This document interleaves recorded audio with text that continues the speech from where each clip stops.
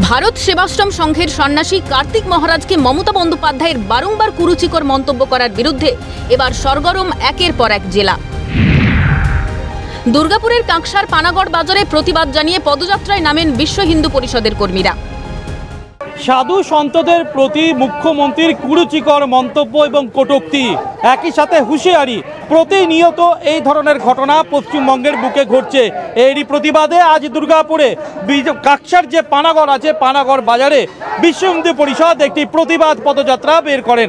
আমাদের ভারত সেবাশ্রম সংঘের ওপরে, রামকৃষ্ণ মিশনের ওপরে, ইস্কনের উপরে উনি আরোপ করেছেন সাংঘাতিক একটা অভিযোগ, যে অভিযোগের বিরুদ্ধে আমরা আমাদের প্রতিবাদ করছি। মালদা শহরে ভারত সেবাশ্রম সংঘের অন্তর্গত হিন্দু মহিলা সমিতির তরফে বিক্ষোভ সভার আয়োজন করা হয়। অবিলম্বে মুখ্যমন্ত্রীকে কার্তিক মহারাজের কাছে ক্ষমা চাইতে হবে, না হলে পদত্যাগ করতে হবে বলে দাবি করেন বিক্ষোভকারীরা। নোংরা যে কথাটা বলেছে তার আগে প্রমাণপত্র দেখাবে, না হলে তার কাছে ক্ষমা চাবে, না হলে পদত্যাগ করবে। কাকে ক্ষমা চাইতে বলবেন? মুখ্যমন্ত্রী কার্তিক মহারাজের কাছে ক্ষমা চাইবেন। দক্ষিণ চব্বিশ পরগনার একাধিক এলাকার বিশ্ব হিন্দু সংগঠন, স্বয়ংসেবক সংঘ, সনাতনী ঐক্যমঞ্চের তরফে শুক্রবার প্রতিবাদ মিছিলের আয়োজন করা হয়। উপস্থিত ছিলেন বিভিন্ন সংগঠনের মহারাজ ও সাধু সন্তরা।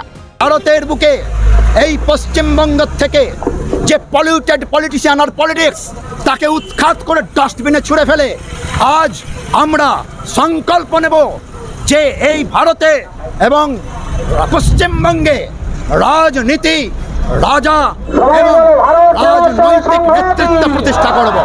পলিউটেড পলিটিশিয়ান তারা যত শীঘ্র পারে এখান থেকে বিদায় নিক।